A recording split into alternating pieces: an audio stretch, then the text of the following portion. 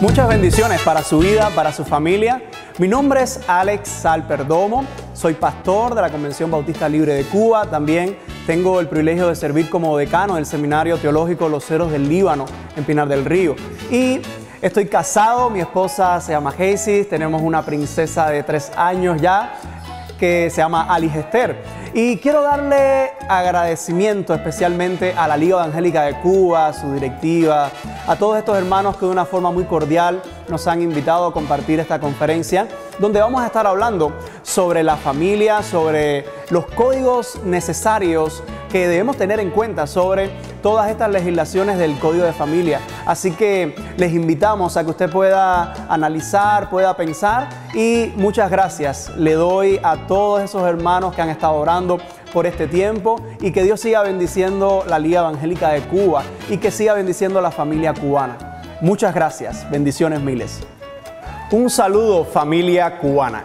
Qué enorme privilegio y placer el poder compartir con usted, con su familia, con sus hijos, estas verdades que queremos hacer oír a toda la nación cubana, a toda la familia cubana. En estos días sabemos que una de las realidades que estamos viviendo en la cuestión social y muy significativa es que cuando hablamos de la familia, a todos nos interesa el término. A todos nos llama la atención en cuanto a este tema, porque si hablamos de familia, todos nosotros de una manera u otra estamos involucrados en una. Todos nosotros venimos al mundo porque un hombre y una mujer se unieron para dar vida. Y así que, sabiendo todo lo que está ocurriendo en estos días en la nación, en que se está tratando el Código de la Familia, se están haciendo propuestas, aunque a nuestro entender se ha mantenido un solo discurso oficial y lo respetamos, pero también queremos hablar, queremos opinar. La cultura cubana, nuestra sociedad, no es de que todo el mundo piense igual. Usted puede pensar de una forma, yo de otra, pero en esta cuestión de la familia estamos hablando de un tema tan importante, incluso más de lo que nosotros podemos decir de este tema, es por la envergadura, la importancia que tiene. Así que estamos hablando no de qué equipo le vas a ir, no de qué ropa te vas a poner, sino de el futuro de nuestros hijos, el futuro de nuestra nación. Así que hoy queremos proponerle un análisis, una crítica y una propuesta al anteproyecto del Código de la Familia en su versión 23. Proyecto o anteproyecto que se ha estado debatiendo, pero más bien todavía no se ha estado debatiendo de manera oficial en las calles con la familia, sino más bien desde los centros oficiales. Y hoy queremos nosotros traer una perspectiva un poco más profunda, un poco más certera de lo que nosotros debemos entender de la familia. Así que reconocemos que este anteproyecto tiene muchas ideas buenas, cosas novedosas, pero también hay otras las cuales nosotros consideramos que son nocivas para la familia y queremos compartirla. Así que antes de juzgarme o antes de criticarme, primero escucha, valora mis argumentos y saca entonces tu criterio objetivo de lo que yo estoy hablando. No podemos decir que si yo pienso diferente o si tú piensas diferente, entonces no te quiero escuchar. Esto tiene que ver con tus hijos, así que te va a importar los próximos minutos escuchar una perspectiva fresca, diáfana y muy necesaria sobre lo que se quiere proponer para nuestra familia cubana. Entonces, en este material hemos estado consultando diferentes perspectivas en el ámbito jurídico, en el ámbito científico, desde aspectos incluso literatura y aspectos nacionales e internacionales. Así que la forma que voy a debatir en esta conferencia, más bien quiero exponer cuál es el artículo o los artículos en cuestión del anteproyecto. En segundo lugar, quiero hacer algunas críticas y en tercer lugar, quiero hacer alguna propuesta a este artículo. Así que, en primer lugar, quiero hablar sobre un tema que a mi entender está siendo preocupante para la familia, y es una propuesta que se trae en este anteproyecto, versión 23, y es el artículo 12, y es sobre la discriminación y la violencia en el ámbito familiar.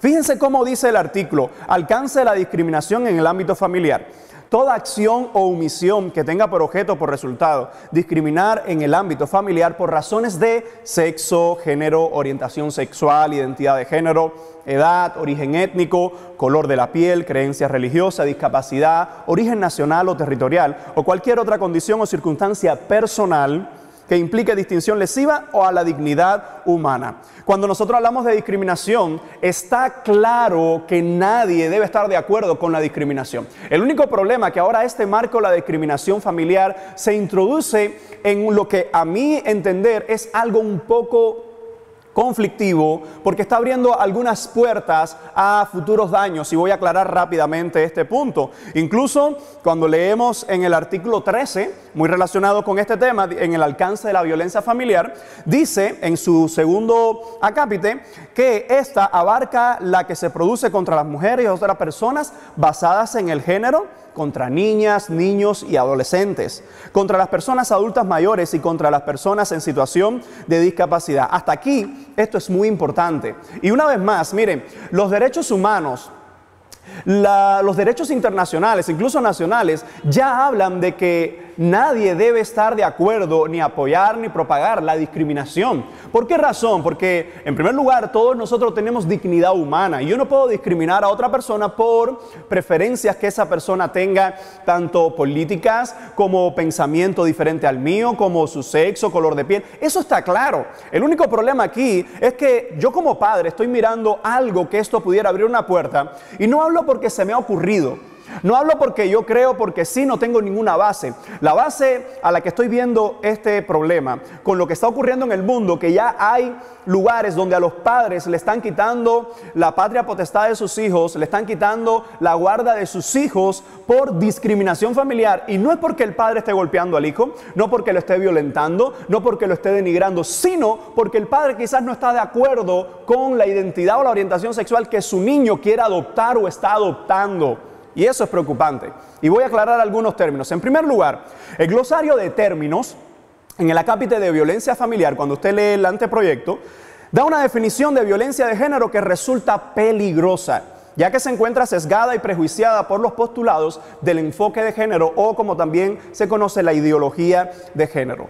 Cuando vemos el glosario, este es el punto 92, y es en la acápite de violencia de género, dice: es un tipo de violencia muy particular que tiene como base la cultura patriarcal que se asienta en la desigualdad de poder entre el hombre y la mujer. Como parte de ese dominio masculino, se ejerce la violencia como un mecanismo de control.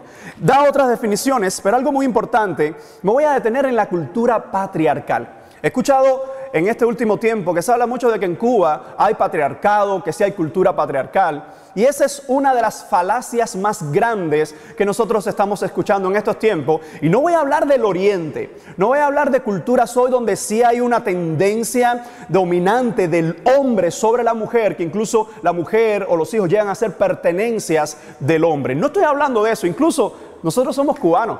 Nosotros sabemos que aquí no existe cultura patriarcal. Déjame darte rápidamente algunos datos de Cuba. Esto es actualizado hasta el 2020 del anuario demográfico de la nación cubana.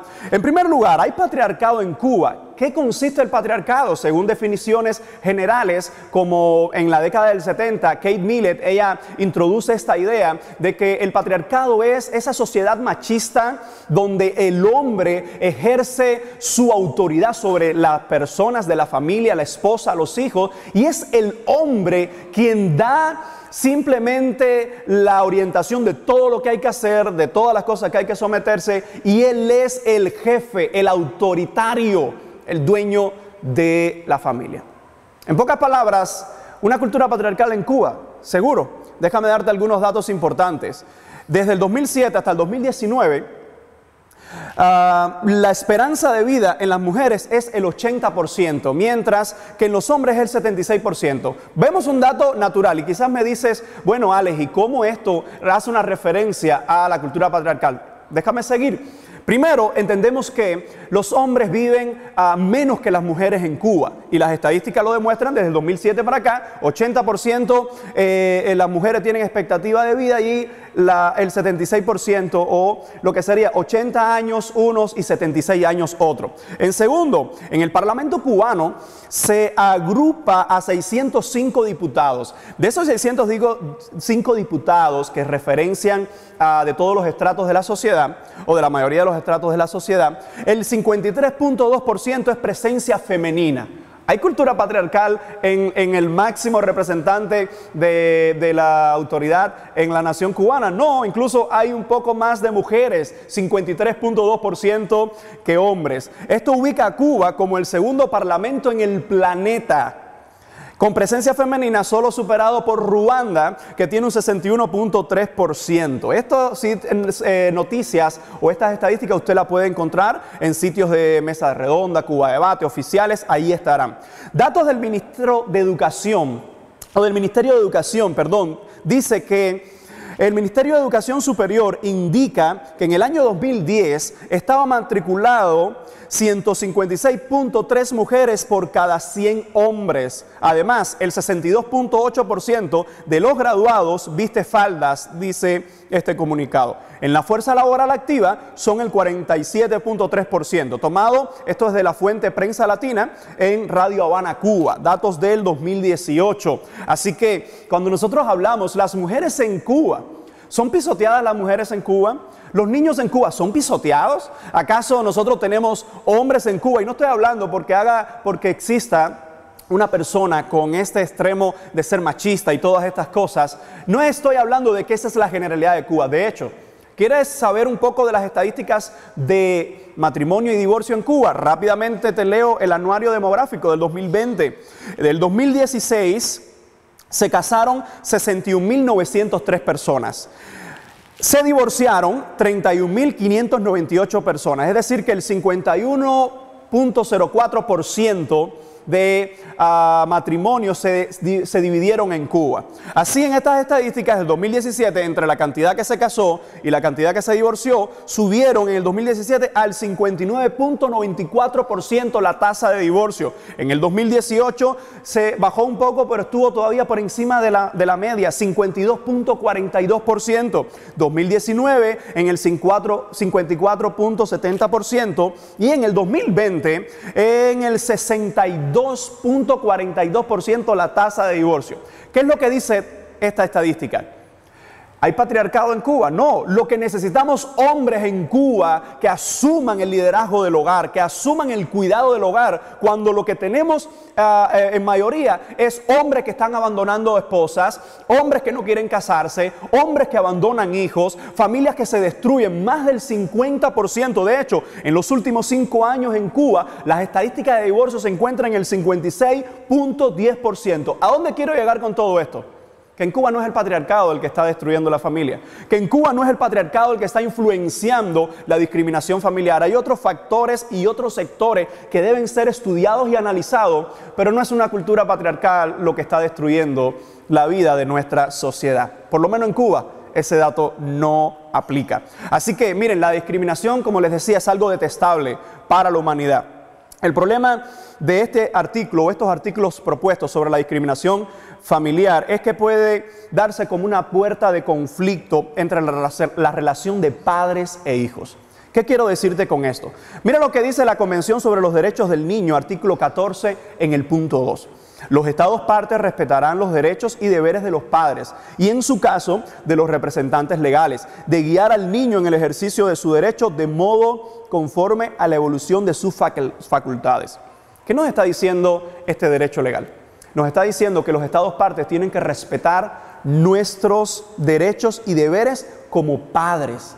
Ahora, ¿cómo aplicamos nuestros derechos y deberes como padres con discriminación familiar? Voy rápido a algunos puntos importantes y es, en primer lugar, cuando nosotros encontramos, por ejemplo, que nuestros hijos pueden tener un estilo de pensamiento o quieran adoptar un tipo de vida diferente a la nuestra, yo no puedo decir, o nadie puede decir, el Estado no puede promulgar una ley que porque yo como padre quiera proponerle un estilo de vida a mi hijo de acuerdo a mis principios y de acuerdo a mis normas, es una discriminación. El padre jamás va a discriminar al hijo porque le quiera orientar al hijo, quiera enseñar al hijo, inculcar al hijo en sus principios y en cómo debe vivir bajo sus normas. Así que, ¿cuál es nuestra propuesta a este artículo? Modificar este punto de manera que se reafirme la no discriminación. Claro que sí. Siempre respetando la autoridad de los padres a educar a sus hijos de acuerdo a sus valores y principios éticos morales. Así que mucho cuidado con la discriminación familiar cuando se ataca mi patria potestad. Más adelante hablaremos de otros términos que se relacionan con este. Segundo artículo que quisiéramos analizar sobre el anteproyecto versión 23, y es la filiación adoptiva o la adopción. El artículo 95 dice: regla de adopción unilateral. Excepto por cónyuges o parejas de hecho afectivas, nadie puede ser adoptado por más de una persona. En pocas palabras te lo digo sencillo y es de la siguiente manera. Lo que se nos está diciendo es que cónyuges, pareja de hecho afectiva y una sola persona pueden adoptar un niño. Más que esto, no. El problema aquí es que cuando se habla de los cónyuges y pareja de hecho afectiva, más adelante vamos a ver que también se propone que esos cónyuges o pareja de hecho afectiva pueden ser personas del mismo sexo. Aclaremos entonces algunos puntos necesarios sobre la adopción. Y recuerda aquí, en primer lugar, estamos debatiendo el tema de un niño que ha perdido, por razones ajenas a su voluntad, ha perdido a su padre y a su madre. Estamos hablando de niños en adopción. Dice la opinión del experto Enrique Rojas, catedrático de psiquiatría, citado de Cuestiones bioéticas sobre la homosexualidad, ediciones digitales del 2019. Dice este experto: los padres son los primeros modelos de identidad. Las uniones homosexuales no plantean la idea de matrimonio donde el patrón masculino y el patrón femenino, el padre y la madre, están dando los patrones de formación al niño en sus primeras instancias. No puede ser por derecho lo que no es por naturaleza.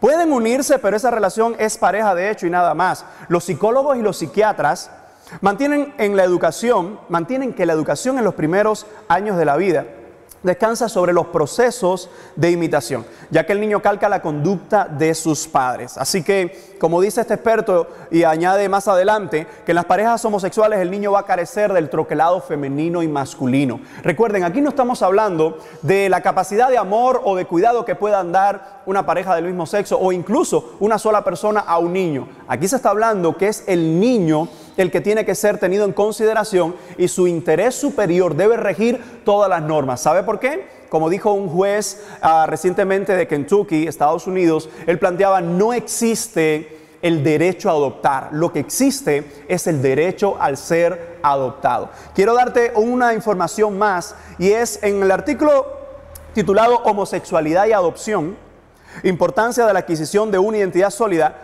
La doctora Mercedes Valcarce, que es profesora titular de Psicología Evolutiva en la Universidad Complutense de Madrid, nos dice de esta manera: si los efectos nocivos de la falta de figura femenina estable son ya más conocidos al haber sido estudiado desde hace más tiempo, con posterioridad ha sido igualmente investigada la importancia de la figura masculina desde momentos muy tempranos. Numerosos estudios confirman que tanto una figura materna como una figura paterna ausentes o con identificaciones lábiles provocan en los niños de ambos sexos un serio déficit en su identidad sexual. Y ella añade: la unión de un hombre con una mujer, identificado lo más posible con el sexo biológico, ofrece al hijo la vivencia, aunque no sea verbalizable, de una pareja en la que se complementan el uno al otro, como fuente de identificación sexual y como primera imagen social de comunidad que tiene el individuo, en la que unos nos complementamos con otros. ¿Cuál es el punto de la doctora Valcarce? Que el niño necesita un padre y una madre.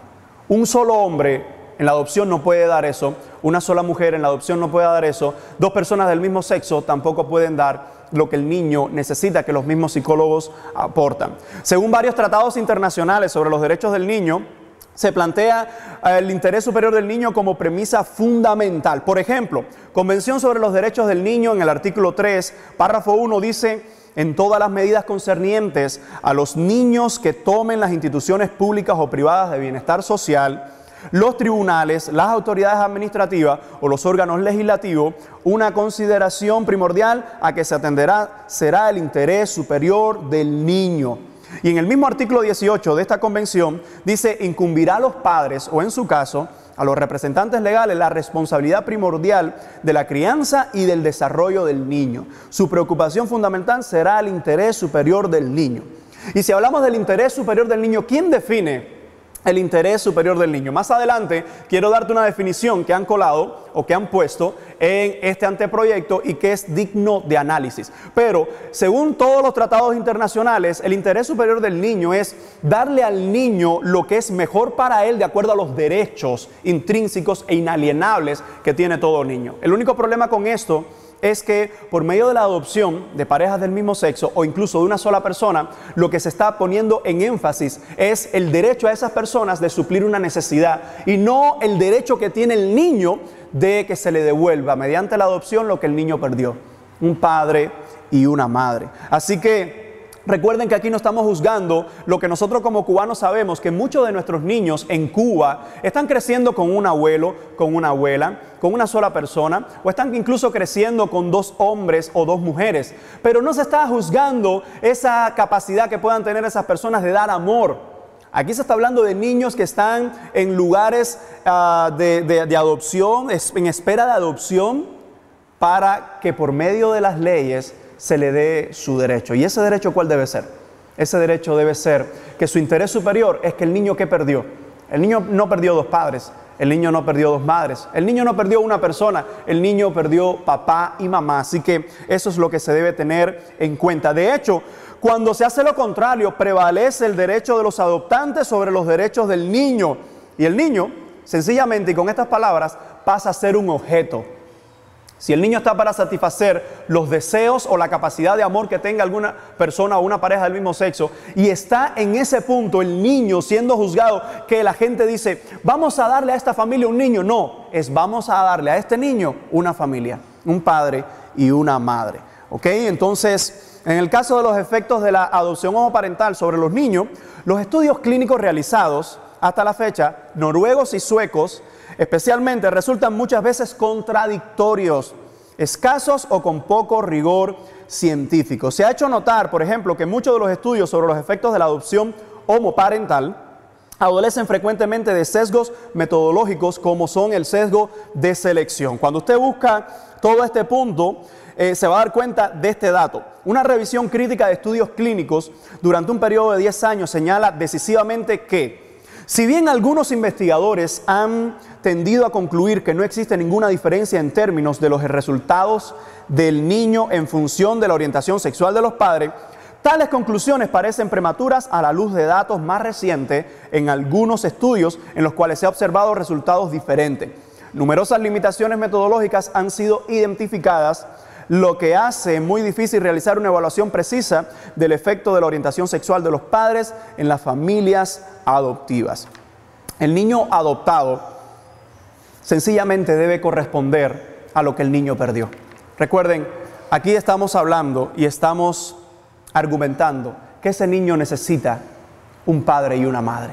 Eso me hace a mí ser alguien retrógrado, misógino, fundamentalista, homófobo y toda la serie de argumentos que se me dan. No, estos argumentos se deberían escuchar, se deberían atender y analizar, porque es un niño que no tiene capacidad legislativa o legal para él decidir, y somos nosotros, y es la ley y es el Estado quien debe proteger a ese pequeño. Entonces, no a la adopción por parte de personas del mismo sexo o incluso de una sola persona, a modo de resumen, la siguiente aclaración.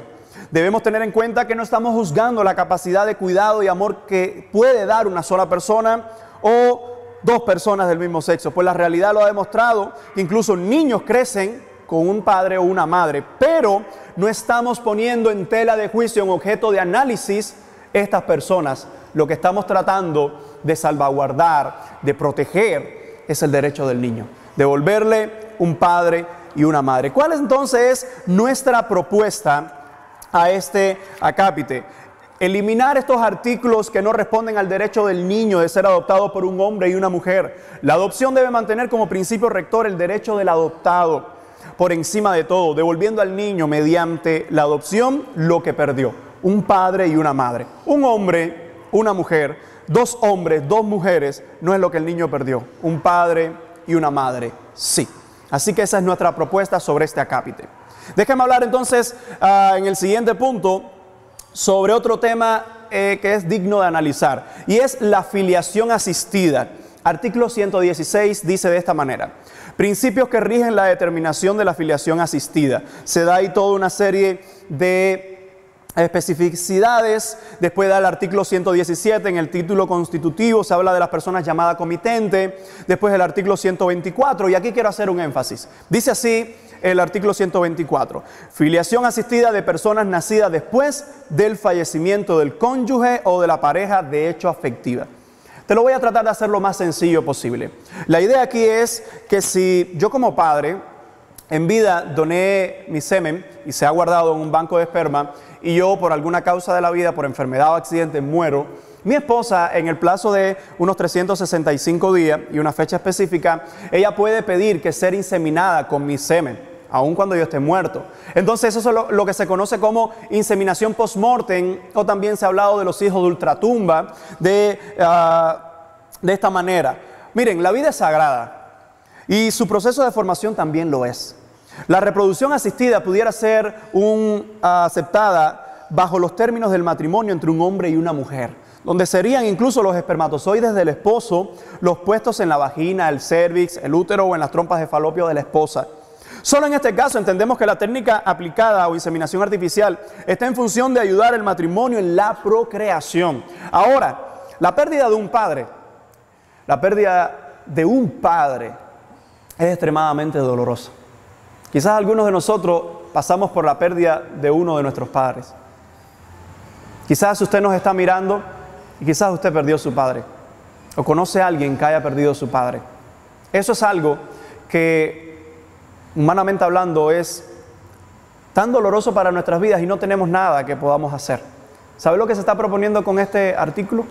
Se está proponiendo no que el niño pierda al padre, sino ya que el padre está muerto y se traiga, por medio de la técnica aplicada, un niño huérfano. Eso me parece a mí que bajo ningún concepto debería ser aplicado, porque se violenta el traer al niño muerto. Y quizás alguien dice: no, pero está el deseo de esa mujer que quiso tener un hijo y por razones de la vida no pudo, y ahora mediante la técnica lo puede tener. Pero aquí no estamos juzgando el deseo de la mujer. Estamos hablando de que vas a traer un niño a la vida con un padre muerto. Creo que esto, una vez más, violenta muchos principios. De hecho, no puede ser el deseo ni de la madre, ni los abuelos, ni de ninguna otra persona involucrada el que se debe tener en cuenta aquí. Lo que se debe tener en cuenta aquí, una vez más, es el bienestar del niño. Así que, desde esa perspectiva, incluso como dice en la Convención de los Derechos del Niño, artículo 7.1, el niño será inscrito inmediatamente después de su nacimiento. Estos son derechos inalienables que tiene un niño: una nacionalidad, un nombre, y en la medida de lo posible, dice, a conocer sus padres y ser cuidado por ellos. ¿Cuál es nuestra propuesta sobre ese artículo? Eliminar la reproducción asistida practicada después del fallecimiento del cónyuge o de la pareja de hecho afectiva con sus gametos. La reproducción asistida puede ser un elemento de ayuda entre el esposo y la esposa, siempre que estén vivos. Nadie pensó que íbamos a discutir a esta altura de nuestra sociedad, de los tiempos que estamos viviendo, un elemento como este, pero una vez más, analicemos y pensemos, no traigamos a la vida a un niño huérfano. Entonces, el cuarto punto que quiero tratar con usted es sobre la gestación solidaria. Algunos han llamado vientre de alquiler. Déjenme leer en qué consiste rápidamente. Artículo 128. La gestación solidaria procede entre personas unidas por vínculos familiares o afectivamente cercanas, en beneficio de mujeres con alguna patología médica que les impida la gestación, o de personas que presenten esterilidad, o de hombres solos o parejas de hombres, siempre que no se ponga en peligro la salud de las personas que intervienen en el proceder médico. Lo más sencillo posible que puedo explicarle, la gestación solidaria es que tanto un hombre solo, como una pareja de hombre, como una pareja de un hombre y una mujer que no pueden tener niños. Evidentemente que dos hombres no pueden tener niños por la cuestión biológica, pero quizás una pareja que no pueda tener niños por una cuestión biológica provocada, una enfermedad o algo así, buscarán a una persona, a una mujer que pueda prestar su vientre o pueda servirle subrogada, de una forma subrogada a esta persona, y según lo que se propone aquí es que no se pague, que deba ser mediante la ley, que deba ser mediante los parámetros propuestos, que incluso se dice que la futura gestante no debe aportar su óvulo, es decir, que la mujer que va a tener esa criatura en su vientre no sea con su óvulo, no aporte material genético y debe estar sobre todas las cosas la ausencia de retribución. Aunque se especifica que los padres comitentes o padres de intención deben asumir con los gastos en el tiempo de embarazo y el parto, todo lo que está involucrado. Voy rápidamente a algunas críticas sobre este punto y es, primero que todo, artículo 7 de la Convención de los Derechos del Niño recién citada, recuerda, el niño será inscrito inmediatamente después de su nacimiento y tendrá derecho desde que nace a un nombre, nacionalidad, dice, y en la medida de lo posible a conocer sus padres y a ser cuidado por ellos. El interés superior del niño significa que aquel que le gestó, miren, el proceso de gestación, y aquí hay muchas de ustedes mujeres, el proceso de gestación es maravilloso. Usted misma sabe que aunque viene con los vómitos, aunque viene todo este proceso de náusea, todas las cosas, cuando usted ve esa criatura delante suyo, lo digo porque mi esposa, pude estar muy cerca de ella cuando vino nuestra pequeña a la vida. Y es un sentimiento que tú puedes explicar de una forma tan maravillosa. Ahora lo que se está haciendo o lo que se propone con la gestación solidaria es que todo ese sentimiento, todo ese proceso no sea para ti, sino que eso es para satisfacer a otras personas. Y miren, una de las críticas, los hijos no son productos que se donan, no son objetos que se adquieren como una acción solidaria de otras personas. Que una madre física, natural y biológica entregue a la criatura que llevó en su vientre por 9 meses a otra persona, unida por vínculos familiares o no, esto es un acto inconcebible que atenta contra la relación natural, espiritual y sentimental e incluso biológica entre madre e hijo, poniendo los intereses de los adultos por encima de la criatura que se está gestando.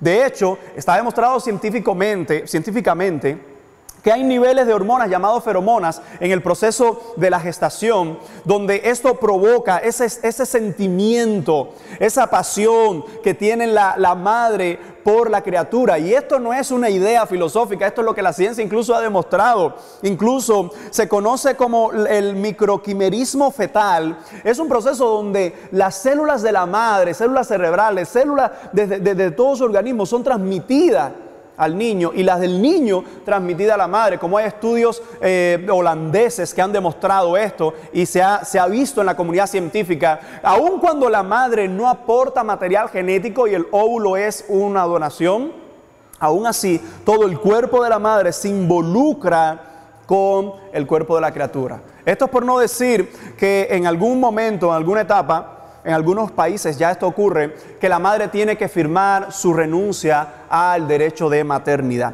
Miren, esto socava la dignidad de la mujer, porque usted como mujer, usted no es una incubadora, usted no es alguien que va a ser solidario. ¿Y quién es solidaria con esa madre? Y quizás la madre dice, no, pero es que yo quiero contribuir, pero fíjense, todo lo que esto trae, de hecho, hay una célebre carta abierta titulada por el cese inmediato de la gestación por sustitución, y entre cuyos firmantes estuvieron madres que practicaron la gestación solidaria e hijos nacidos por medio de esta práctica, se declara que, escuchen esa carta de mujeres que estuvieron en estos procesos. El proceso de gestación por sustitución plantea riesgos para la madre sustituta, para las mujeres jóvenes que venden sus óvulos y para los niños nacidos mediante tecnología de reproducción asistida. En este caso, no se van a vender los óvulos, sino que se van a donar, pero sigue la carta de esta manera. Entre los riesgos que corren las mujeres, hay muchos, solo mencionaré algunos: síndrome de hiperestimulación ovárica, torsión ovárica, quiste ovárico, dolor pélvico crónico, menopausia precoz, pérdida de la fertilidad, tumor canceroso del sistema reproductivo, coágulos de sangre, insuficiencia renal, paro cardíaco, en algunos casos la muerte. Las mujeres que quedan embarazadas con ovocitos de otras mujeres tienen un mayor riesgo de preeclampsia e hipertensión.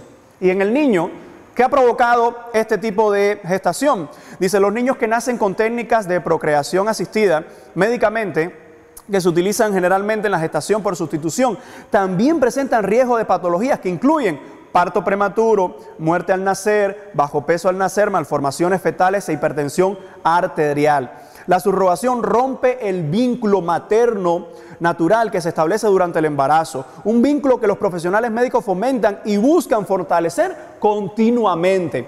Eso sin pensar ahora en la parte psiquiátrica, la parte psicológica, cómo esa mujer tiene que luchar durante esos 9 meses en no involucrarse sentimentalmente y afectivamente con un niño que después tendrá que entregar. Así que en estos aspectos hay muchos estudios y diferentes análisis de la cuestión de la gestación. Y es que esto, además de socavar la dignidad de la mujer, también eso socava la dignidad de la vida, la dignidad del niño. Porque ahora madre, que es un nombre maravilloso en la tierra, ahora no es madre, ahora es mujer gestante. Ahora no eres padre, ahora biológico y natural, ahora eres un padre de intención. Y sobre todas estas cosas se enfatiza el interés de las personas, una vez más, por encima del interés superior del niño. E incluso te doy un dato más. España, Alemania, Holanda, Francia, son países donde matrimonio igualitario está aprobado, adopción homoparental está aprobado. Y cuando se habla de gestación solidaria, son países donde no se concibe, e incluso hoy no es permitido bajo ningún concepto esto de la gestación. Sabemos que no se está proponiendo una gestación con remuneración económica, pero esto puede abrir un marco o una puerta también a la remuneración económica no legal. Así que esto puede ser un mercado de la vida una vez más. Aun cuando usted dice, sí, pero vale, eso no es lo que se propone, que la gente lo haga, será penado por la ley, no es lo que se propone, pero incluso los padres de intención tienen que asumir los gastos del tiempo de embarazo y del parto. Aún así, se está dando dinero por una vida. ¿Cuál es nuestra propuesta con la gestación solidaria? Eliminar la gestación solidaria del Código de las Familias. Y ya casi terminando, quiero hablar de otro de los puntos que a mi entender es de los más agresivos, y es de la responsabilidad parental. Artículo 132, cuando se habla del alcance de la responsabilidad parental, dice: esta incluye el conjunto de facultades, deberes y derechos que corresponden a las madres y a los padres para el cumplimiento de su función de asistencia, educación y cuidado de sus hijas e hijos menores de edad, que inciden sobre su ámbito personal y patrimonial y que son ejercitados siempre en beneficio del interés superior de estos y de acuerdo con su capacidad, autonomía progresiva, el libre desarrollo de su personalidad, y su grado de madurez. Quiero que recuerdes por un momento que cuando se habla de la responsabilidad parental, se dice que todo esto va a estar en beneficio del interés superior de los niños. Y voy a definirte cómo ahora se propone esta idea. Antes, el artículo 133 dice que madres y padres tienen responsabilidades y deberes comunes e iguales en lo que respecta al cuidado, desarrollo y educación integral e inclusiva de sus hijas e hijos. El artículo 142, solo estoy leyendo algunas porciones para resaltar, dice que las niñas, niños y adolescentes tienen derecho a recibir orientación y educación de las personas adultas responsables de su crianza, sin que en modo alguno se autorice a esto el uso del castigo corporal en cualquiera de sus formas. Interesante este análisis.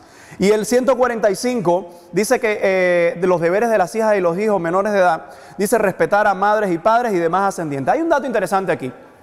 Y es que en toda la definición de responsabilidad parental, aunque por los centros oficiales se ha dicho que esto no tiene nada que ver, que no es lo que se está pensando, que es lo mismo que la patria potestad, una sola pregunta: si es lo mismo que la patria potestad, ¿por qué no dejamos patria potestad? Si mantienen los mismos derechos, si mantienen las mismas actitudes, bueno, la idea es que cuando se habla de responsabilidad parental, ahora el énfasis, lo digo como mismo dice el documento y como lo han expresado los profesionales en estas áreas por los medios oficiales, es que ahora el énfasis está en que los padres tienen que ayudar, contribuir en la formación del niño hasta que sea independiente. Y eso está bien. ¿Qué padre no va a ayudar en la formación de su niño para que sea independiente cuando sea grande? El único problema es que, en primer lugar, yo creo que es importante hacer una comparación de una forma objetiva de lo que es la patria potestad. El código vigente de las familias, que es el de 1976, cuando habla de patria potestad, en el artículo 82 dice de esta manera: los hijos menores de edad estarán bajo la patria potestad de sus padres. El artículo 84 dice: los hijos están obligados a respetar, considerar y ayudar a sus padres y mientras estén bajo su patria potestad a obedecerlos. ¿Se ha dado cuenta de una diferencia que hay entre la responsabilidad parental y la patria potestad? Es que la responsabilidad parental en ninguna parte dice que los hijos están obligados a obedecer a sus padres, sino que todo el momento habla del énfasis de que son los padres los que tienen que contribuir en la formación de sus niños. Por ejemplo, el artículo 85 de Código de la Familia vigente, este es el de 1976, este es el que está funcionando en Cuba, es el que se quiere cambiar. Dice de esta manera la patria potestad, que comprende los siguientes derechos y deberes de los padres. Uno de ellos, tener a sus hijos bajo su guarda y cuidado.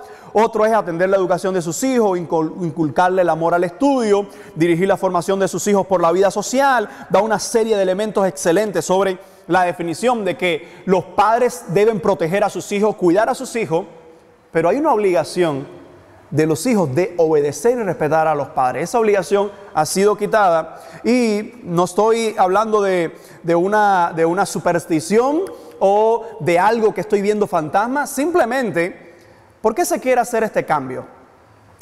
Artículo 86, todavía de la patria potestad, dice: los padres están facultados para reprender y corregir adecuada y moderadamente a los hijos bajo su patria potestad.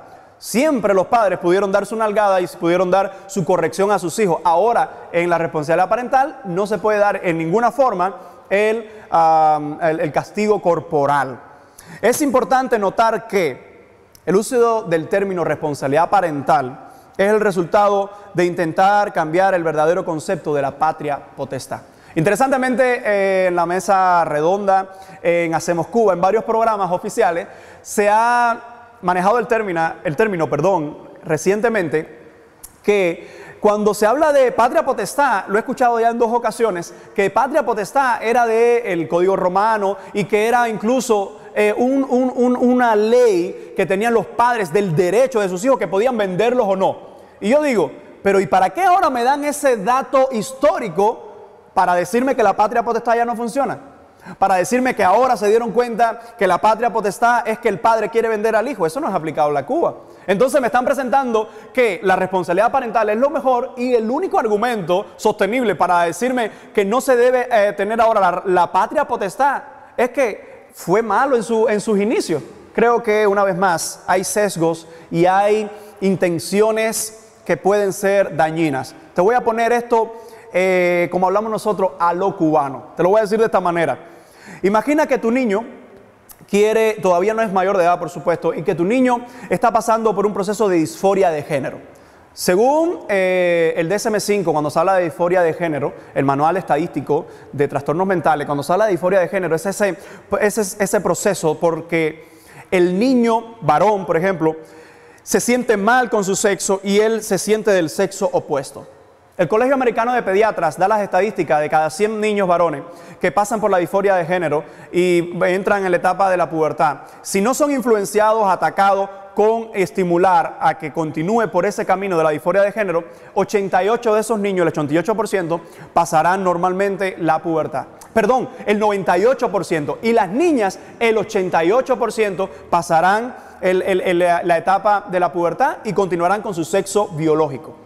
Imagina que llega tu niño y te dice, tu niño de 10 años, papá, él es varón, ahora yo soy hembra. Y voy a vestirme como hembra y voy a actuar como hembra y voy a hacerlo de esta manera. Y usted dice, mira, no, papá, cuando tú seas mayor de edad, tú vas a tomar tus decisiones, mientras yo tengo como padre tuyo la responsabilidad, tengo principios. Y algunos que también en su fe o en su creencia, por ejemplo, mantienen la idea tradicional de lo que la Biblia enseña, de lo que la familia enseña. Quizás usted nos está viendo y no es cristiano o no tiene una creencia, pero aún así tiene principios de su familia, de su tradición, que no plantean de que el hombre actúe de otra manera y que el hombre es hombre y hay que respetarlo también. El problema aquí es que ahora, bajo el término de responsabilidad parental, se habla del interés superior del niño. ¿Recuerda que te dije que tuvieras esta idea en cuenta? Rápidamente te voy a leer lo que el glosario en su punto 51 dice sobre el interés superior del niño. Después de dar una definición, leo el último párrafo. Por tanto, no pueden ser admisibles las especulaciones, presunciones, estereotipos o consideraciones generalizadas sobre características personales de los padres o preferencias culturales respecto a ciertos conceptos tradicionales de familia. ¿Escuchó usted esto? Ahora el interés superior del niño no puede estar, según la definición que da el propio anteproyecto en el glosario, el número 51, cuando se describe el interés superior del niño, dice que no puede ser admisible, no es admisible las especulaciones, presunciones, estereotipos o consideraciones generalizadas sobre características personales de los padres o preferencias culturales respecto a ciertos conceptos tradicionales de familia. Si tú quieres hablar de un concepto tradicional de familia, usamos la Biblia, un hombre y una mujer. Eso es matrimonio y de ahí vienen los niños. Usamos la historia de Cuba, un hombre y una mujer. Eso es familia, de ahí vienen los niños. Usamos al apóstol, a José Martí.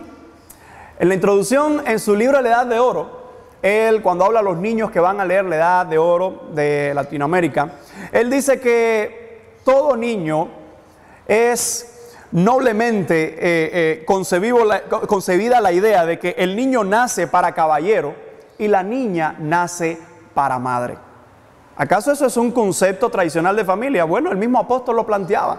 El varón es el varón y la niña, él habla de madre, y no se puede ser madre, no se puede traer vida si no hay un padre involucrado. Así que desde esta perspectiva nosotros debemos entender que en ese glosario el interés superior del niño ahora está prejuiciado en que su interés no va a estar concebido por los conceptos tradicionales de familia. Y yo hago una pregunta, ¿y mi libertad de religión, mi libertad de pensamiento y mi conciencia, mis principios?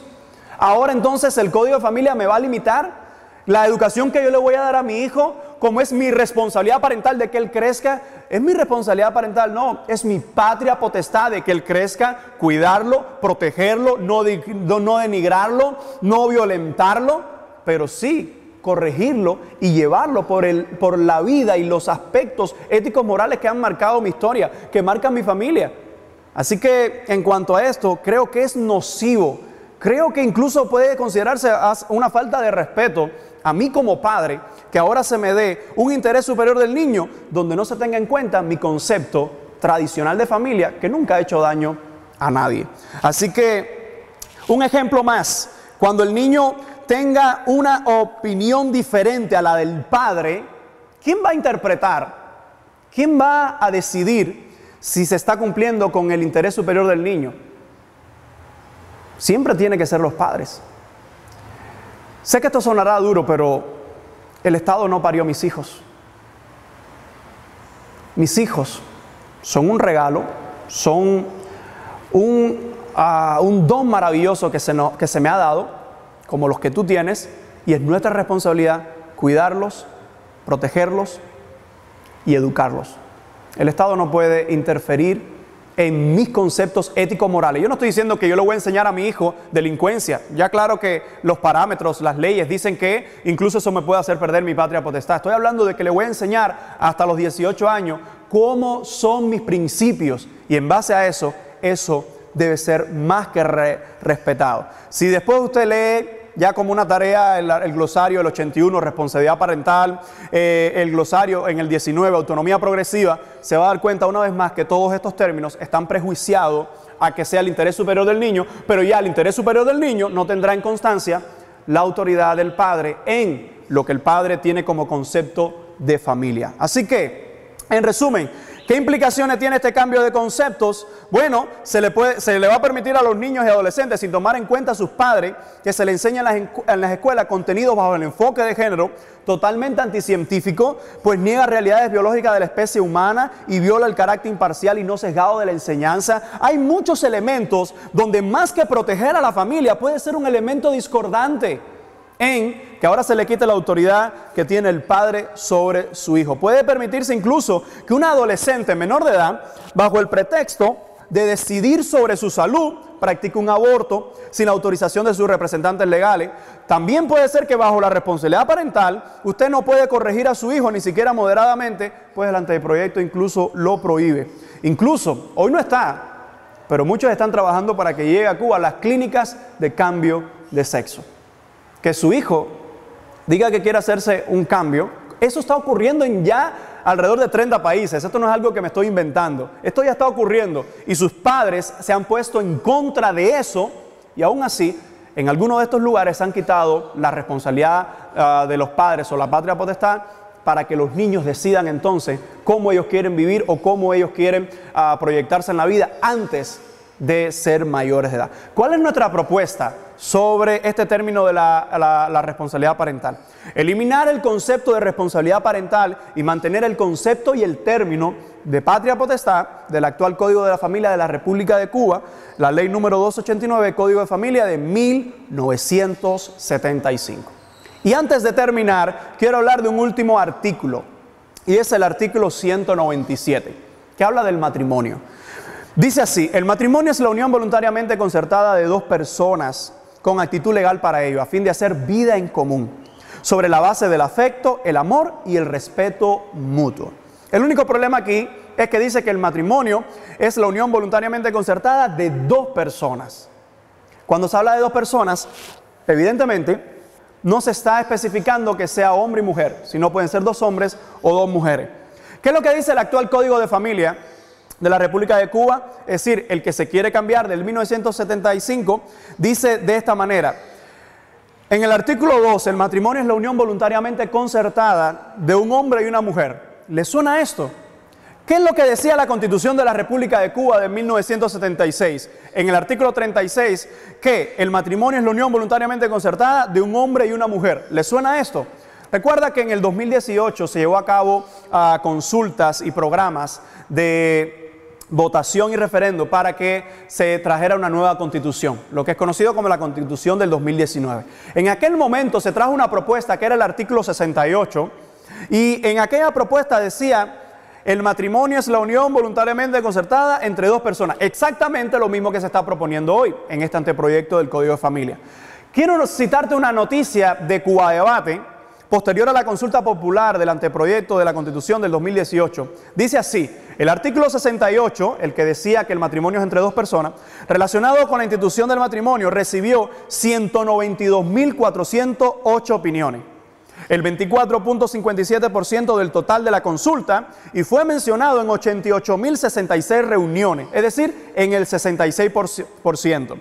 Dice así este sitio oficial: la mayoría propuso sustituir la unión concertada entre dos personas y volver a que sea entre un hombre y una mujer, como está en la actual Constitución.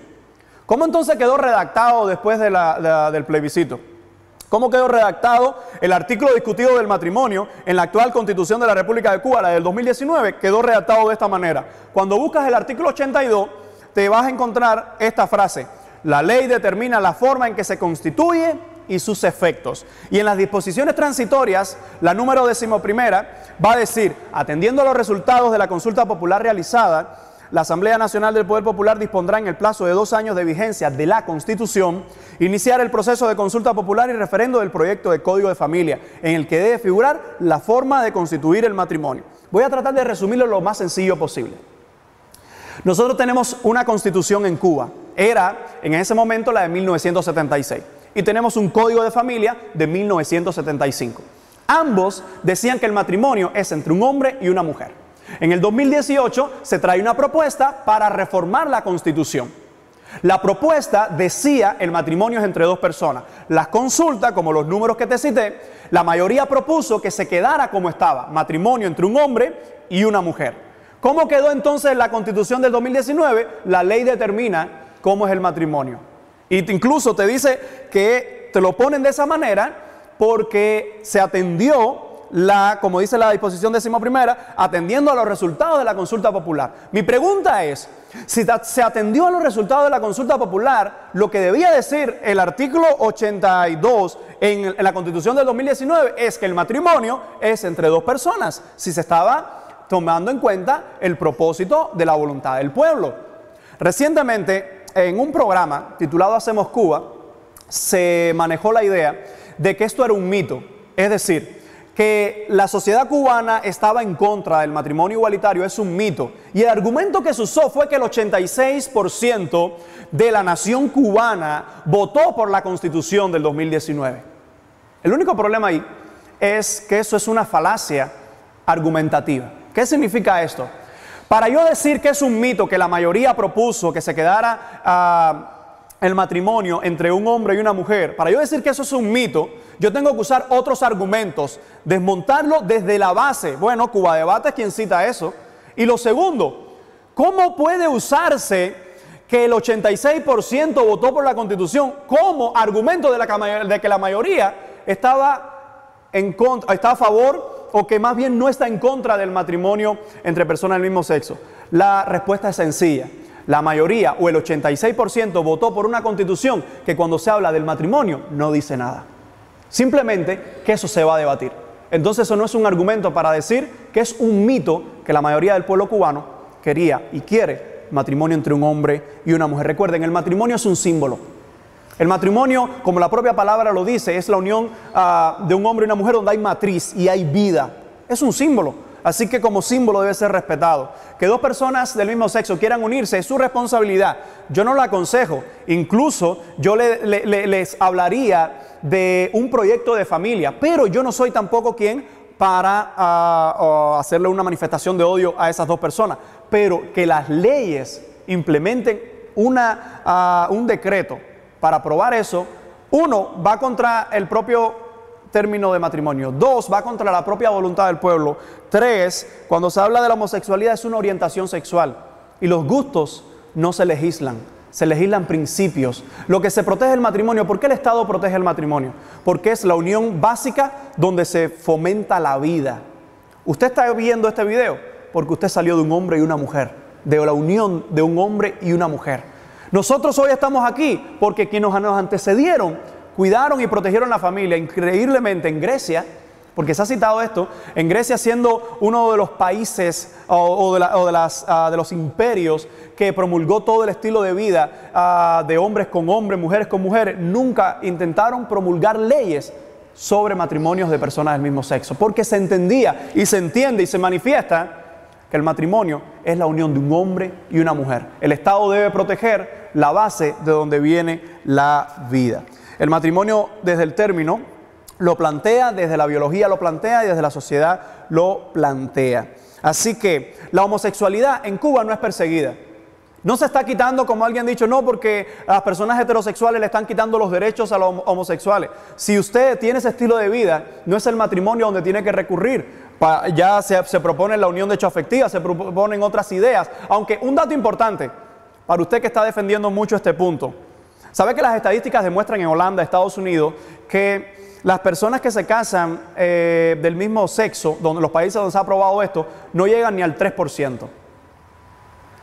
Las personas del mismo sexo que están pidiendo leyes de matrimonio no se casan al final. Entonces, hay cuestiones detrás de todas estas cosas que es mejor proteger la familia, proteger el matrimonio entre la unión de un hombre y una mujer y dejarlo así, porque esto es lo que trae beneficio a la sociedad. Otros estilos de vida se respetan, pero esos son gustos, son orientaciones, se respetan, pero no se pueden legislar. Se legislan los principios, no los gustos de las personas, porque esto va a abrir una puerta y aquel que quiere también tener relaciones con un niño va a pedir, ¿por qué no se legisla la pedofilia? Pensemos, porque esto habla de nuestra familia. ¿Cuál es nuestra propuesta entonces a todos estos elementos? Eliminar el concepto propuesto y mantener el artículo en cuestión sobre la definición del matrimonio como está en el vigente Código de la Familia de la República de Cuba, el de 1975. ¿Cuál es nuestra propuesta? Que se quede así. El matrimonio es la unión voluntariamente concertada de un hombre y una mujer con actitud legal para ello, a fin de hacer vida en común. Esperamos que este material les sea de beneficio, que usted pueda juzgar, que usted pueda analizar, que usted pueda debatir. Criticar no es malo, criticar, contrarrestar, analizar, objetar, todo esto es necesario, pero sobre todo, quiero que pienses, porque estamos definiendo el futuro de nuestra nación. Yo digo que no a cada uno de estos artículos y traigo mi propuesta. La pregunta es, ¿qué dices tú?